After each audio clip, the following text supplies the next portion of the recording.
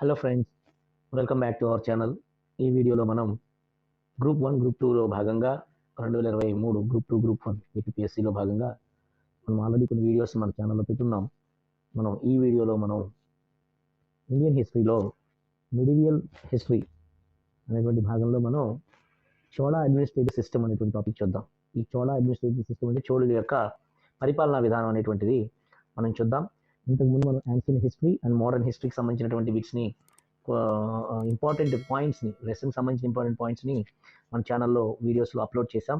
అవి ప్లేలిస్ట్లో ఉన్నాయి, కొన్ని ఉన్నాయి, మిగతా కూడా అప్లోడ్ చేయబోతున్నాం. వాటిని మీరు ఉపయోగించుకోండి. So let's start the topic. Hello friends, మరి ఇందాక మనం చెప్పుకున్నట్లుగా ప్రాచీన భారతదేశంకి సంబంధించినటువంటి చరిత్రలో మనకి చోళులు అనేటువంటి రాజులు చాలా ముఖ్యమైన వారు. వారి గురించి మనం ఏపీఎస్సి గ్రూప్స్కి సంబంధించి, డిఎస్సికి సంబంధించి, మరి ఎక్కడెక్కడైతే మనకి జనరల్ స్టడీస్ ఉంటుందో అక్కడ మనకి ఈ ఇండియన్ హిస్టరీ లేదా ఆంధ్రప్రదేశ్ హిస్టరీ లేదా తెలంగాణ హిస్టరీ వీటిలో మనకి ఈ చోళులు అనేటువంటి వాళ్ళు కనిపిస్తారు. అక్కడ మనకి ఎగ్జామినేషన్ పాయింట్ ఆఫ్ వ్యూలో మనం కొన్ని ఇంపార్టెంట్ పాయింట్స్ని చోళులకు సంబంధించి ఈ వీడియోలో ఇస్తున్నాం. So let's start the topic. So ఈ చోళులు అనేటువంటి వారు ఎవరు అని చూసినట్లయితే, ఈ చోళ రాజ్యం అనేటువంటిది ప్రాచీన భారతదేశంలో ఒక ముఖ్యమైనటువంటి రాజ్యం అనమాట. ఈ చోళుల యొక్క వాళ్ళ యొక్క వంశం అనేటువంటిది సంఘం అనేటువంటి రాజ్యాల్లో 3 రాజ్యాలు ఉండేవి. అందులో ఈ చోళ రాజ్యం ఒకటనమాట. వీళ్ళని సంఘ వంశస్థుల్ని ప్రాచీన చోళులు అని పిలుస్తారన్నమాట. మరి నవీన చోళులు అంటే నవీన చోళ రాజ్యాన్ని విజయాళయుడు అనేటువంటి ఆయన స్థాపించారు. సో మరి ఈ చోళుల యొక్క రాజధాని ఏమిటి అని చూసినట్లయితే తంజావూరు. చోళుల యొక్క రాజధాని తంజావూరు. విజయాళయుడు యొక్క తంజావూరులో విశంబసూదిని ఆలయాన్ని నిర్మించాడండి. విశంబసూదిని ఆలయాన్ని విజయాళయుడు స్థాపించాడు లేదా నిర్మించాడు. మరి ఆదిత్య చోళుడు అనేటువంటి పాలకుడు, పల్లవ పాలకుడు అపరాజిత వర్మ అనేటువంటి వారిని ఓడించి తొండై మండలాన్ని ఆక్రమించాడు అనమాట. ఇవన్నీ బిట్స్ ఇంపార్టెంట్. మరి ఈ చోళుల యొక్క ముఖ్యమైన రాజులు చూద్దాం. ఇందులో మొదటి పరాంతక చోళ అనేటువంటి వారు ఉన్నారు. ఇతన్ని పాండ్యరాజు రాజసింహుని ఓడించి పాండ్యుల రాజధాని అయినటువంటి మదురైని ఆక్రమించుకొని మదురై కొండ అనే పేరు ఆయనకి ఇచ్చారు, లేదా ఆయనకి వచ్చింది, ఆయన పెట్టుకున్నారు. ఈ మొదటి పరాంతక చోళుడిని రాష్ట్రకూట రాజులైనటువంటి రెండవ కృష్ణుడిని పల్లాల యుద్ధంలో ఓడించాడు.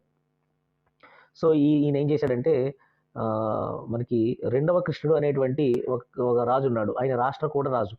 ఆయనని పల్లాల యుద్ధంలో ఓడించాడు అనమాట. అలాగే తక్కువళం యుద్ధంలో మూడవ కృష్ణుడి చేత ఈయన ఓడింపబడ్డాడు. తక్కువళం యుద్ధంలో ఓడింపబడ్డాడు. ఇవి బిట్స్ ఎలా అడగచ్చు అంటే, మొదటి పరాంత చోళ ఈ తక్కువ యుద్ధంలో ఎవరి చేత ఓడించబడ్డాడు అని అడగచ్చు. లేదా మొదటి పరాంతక చోళ మూడు కృష్ణుడి చేత ఏ యుద్ధంలో ఓడించబడ్డాడు. ఇలా ముందుకి టిపికల్గా అడిగే అవకాశాలు ఉంటాయి కాబట్టి చూసుకోవాలి మనం. తర్వాత ఈ మొదటి పరాంతక చోళ అనేటువంటి ఆయన ఉత్తర మేరూరు శాసనాన్ని జారీ చేశాడు. ఈ శాసనం చోళుల గ్రామీణ పరిపాలనా విధానాన్ని గురించి తెలుపుతుంది అనమాట. నెక్స్ట్ ఎవరంటే రాజరాజ చోళులు. ఈ రాజరాజ చోళుడు అనేటువంటి రాజు అసలు పేరు ఏంటంటే అనుమోళి వర్మ అనేటువంటిది ఆయన అసలు పేరు అనమాట. మరి రాజరాజ చోళుడికి ఉన్నటువంటి బిరుదులు ఏంటంటే జయకొండ, చోళ మార్తాండ, ముమ్మిడి చోళ, కేరళాంతక, శివపాద శేఖర. ఇవి ఈ రాజరాజ చోళుడికి ఉన్నటువంటి బిరుదులు. ఈ రాజరాజ చోళుడు తంజావూరులో బృహదీశ్వర ఆలయం లేదా రాజరాజేశ్వరి ఆలయాన్ని ఆయన నిర్మించాడు. ఈ బృహదీశ్వర ఆలయం యొక్క ఎత్తు ఎంత అంటే 216 అడుగులు. మరి ఈ బృహదీశ్వర ఆలయం 2009 సంవత్సరంలో 1000 సంవత్సరాలని పూర్తి చేసుకుంది. ఇది ఇంపార్టెంట్. మరి వేంగి పాలకుడైనటువంటి రాజరాజ నరేంద్రుడికి తన కుమార్తె కుందవ్వనిచ్చి వివాహం జరిపించాడు అనమాట. మరి వీరిద్దరికి జన్మించినటువంటి అంటే ఎవరు మనకి ఈ రాజరాజ చోళుడికి, అలాగే కుందవ్వ అనే ఆవిడికి పుట్టినటువంటి రాజే రాజరాజ నరేంద్రుడు. ఈ రాజరాజ నరేంద్రుడి గురించి తర్వాత మనం చూద్దాం. శ్రీ విజయ సామ్రాజ్య పాలకుడైనటువంటి శ్రీ కుమార విజయ తుంగకు నాగపట్నంలో చూడామణి బౌద్ధ విహారం నిర్మించడానికి అనుమతి ఇచ్చినవాడు ఈయన. ఎవరు? మన రాజరాజ చోళుడు అనమాట. అలాగే ఆగ్నేయ ఆసియాలో మలయ, జావా, సుమత్ర అనేటువంటి దీవుల్లో వ్యాపించి ఉన్నటువంటి రాజ్యం ఏంటి అంటే శ్రీ విజయ రాజ్యం. అలాగే ఈ విహారానికి రాజరాజు అనే మంగళం అనే గ్రామాన్ని దానంగా ఇచ్చాడు ఈయన. సింహళంపై అంటే శ్రీలంక పైన దండెత్తి 5వ మహేంద్రుడిని ఓడించాడు ఇతను. అలాగే ఉత్తర సింహళంలో పోలోన్నరవ అనేటువంటి నగరాన్ని నిర్మించాడు రాజరాజ చోళుడు. నెక్స్ట్ వచ్చిన అలాగే ఉత్తర సింహళానికి ఉత్తర సింహళానికి ముమ్మిడి చోళ మండలం అని పేరు పెట్టాడనమాట ఈ రాజరాజ చోళుడు. నెక్స్ట్ వచ్చిన రాజు ఎవరంటే మొదటి రాజేంద్రుడు. ఈ మొదటి రాజేంద్రుడు అనేటువంటి రాజుకున్నటువంటి బిరుదులు ఏంటంటే గంగై కొండ, కడారం కొండ, సముద్రాధీశ్వర అనేటువంటి 3 బిరుదులు మొదటి రాజేంద్రుడికి ఉన్నాయి. మరి గంగా నదీ తీరాన పాలవంశరాజును పాలుడిని ఓడించిన ఈయన గంగై కొండ అనేటువంటి పేరుని ఆయన పొందాడు. మరి ఈ మొదటి రాజేంద్రుడు కావేరీ నదీ తీరంలో గంగై కొండ చోళపురం అనే నూతన రాజధాని నిర్మించుకున్నాడు. Bits important. అలాగే మొదటి రాజేంద్రుడు కాలంలో బంగాళాఖాతానికి చోళ సముద్రం అని పేరు పెట్టారు ఉండేది. అలాగే ఆది రాజేంద్రుడు అనేటువంటి ఆయన 1067 నుంచి 1070 3 సంవత్సరాలు ఏలినటువంటి చివర చోళరాజు అనమాట. సో చోళరాజుల్లో చివరివాడు రాజేంద్రుడు. సో రాజేంద్రుడు మరణం తర్వాత చోళరాజులలో ఐక్యత లేకపోవడంతో వేంగి రాజరాజ నరేంద్రుడుకు అమ్మంగా దేవికి జన్మించిన సో ఈ ఈ ఆది రాజేంద్రుడు అనేటువంటి ఈ రాజు చనిపోయిన తర్వాత మరణం తర్వాత అతని స్థానంలో చోళరాజు లేకపోవడంతో వేంగి రాజు రాజరాజ నరేంద్రుడికి అమ్మంగా దేవికి జన్మించినటువంటి రాజేంద్ర కులతుంగ చోళుడి పేరుతోటి క్రీస్తు శకం 1070లో చోళ సింహాసనాన్ని అధిష్ఠించాడు. నెక్స్ట్ రాజులు చోళ చాళుక్యులు. ఈ చోళ చాళుక్యులు ఎవరు అని చూసినట్లయితే కులోత్తుంగ చోళులు అతని వారసులను చాళుక్యులుగా పిలుస్తారు. సో కులోత్తుంగ అనేటువంటి చోళుల యొక్క వారసుల్ని మనం చోళ చాళుక్యులుగా వ్యవహరిస్తున్నాం అన్నమాట. అలాగే కులోత్తుంగ వెంగి చాళుక్య రాజ్యాన్ని చోళ రాజ్యంలో విలీనం చేశాడు. అలాగే ఈ కులోత్తుంగుడిని సంగం తివర్త అని పిలుస్తారు అన్నమాట. ఈ కులోత్తుంగ చోళపురం నిర్మించాడు అనమాట. చోళపురం అంటే విశాఖపట్నాన్ని. పూర్వం విశాఖపట్నం పేరు ఏంటంటే చోళపురం. ఈ కులోత్తుంగ యొక్క ఆస్థాన కవి ఎవరంటే జయ గోండార్ కళింగ పట్టు పరణి అనే గ్రంథాన్ని రచించాడు. సో కులోత్తుంగ ఆస్థాన కవి పేరు ఏంటంటే జయ గోండార్. ఆయన రాసినటువంటి గ్రంథం పేరేంటి కళింగ పట్టు పరణి అని.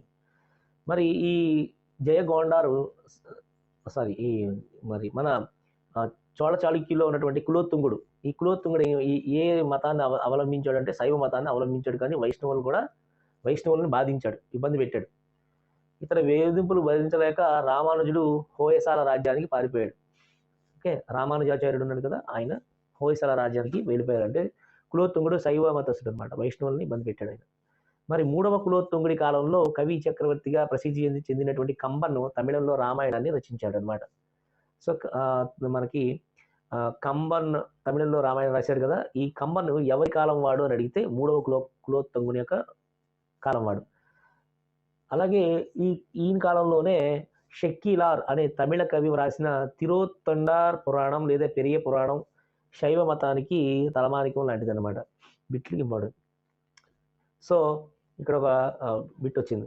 ఈ తిరుత్తొండర్ పురాణం లేదా పెరియ పురాణం అనేటువంటి దానికి ఏం పేరు ఉంది అంటే తమిళంలో పంచమ వేదం అంటారు అనమాట.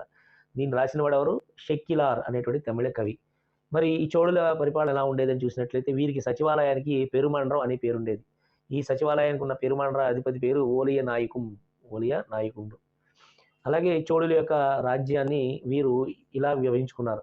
మండలాలని పల్నాడులు, నాడు, కుర్రం, గ్రామాలు అనేటువంటి పేర్లు పెట్టి వాళ్ళు విభజించుకున్నారు. మరి వీరి పరిపాలనలో గ్రామాలలో ఊర్లు, సభ, నగరం అనేటువంటి సభలు ఉండేవి. గ్రామాన్ని 30 వార్డులుగా విభజించారు చోళులు. వార్డులని కుటుంబాలని పిలిచేవారు చోళులు. మరి వార్డు సభ్యులను లాటరీ పద్ధతి ద్వారా ఎంపిక చేసేవారు చోళుల పరిపాలనలో. మరి చోళుల పరిపాలన పండిన పంటలో 1/3 వంతు భూమిశిస్తుగా ఉండేది. చాలా ఇంపార్టెంట్ ఇవి. చోళుల పరిపాలనలో భూమిశిస్తుగా ఎంత వసూలు చేసేవారని అడుగుతారు. 1/3 వంతు. గ్రామ సంఘంలో 30 మంది సభ్యులు ఉండేవారు. మరి చోళుల యొక్క రాజ సైన్యాన్ని ఏమని పిలిచేవారును అడిగితే కైక్నోలూర్ అనేటువంటి పేరుతో పిలిచేవారు. మరి చోళుల యొక్క సైనిక దళాలు ఉండేటువంటి ప్రాంతాన్ని ఏమని పిలిచేవారంటే కడగం అని పిలిచేవారు. మరి చోళుల యొక్క రాజు అంగరక్షకులను వేలైకారన్ అని పిలుస్తారు. రాజు యొక్క అంగరక్షకులను ఏమని పిలుస్తారు? వేలైకారన్ అని పిలుస్తారు.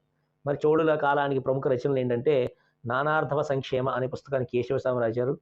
జీవక చింతామణి అనే పుస్తకాన్ని తిరుక్కదేవ రాశారు. కళింగ పట్టపురాణి జై గోండార్ రాశారు. యాపరుంగళం అనే గ్రంథాన్ని అమిత సాగరుడు రాశారు. ఋగ్వేద భాష్యం అనేటువంటి పుస్తకాన్ని వెంకట మాధవుడు అనేటువంటి వారు రాశారు. శ్రీ భాష్యం అనే పుస్తకాన్ని రామానుజాచార్యుల వారు రచించారు. పెరియ పురాణం అనేటువంటి గ్రంథాన్ని సెక్యులర్ అనేటువంటి వారు రచించారనమాట. సాధారణంగా వీరంతా కూడా శైవ మతాభిలాషులు. వీళ్ళంతా ఎవరండి? శైవ మతాభిలాషులు అనమాట. వీళ్ళంతా కూడా శైవ మతాభిలాషులు అనమాట.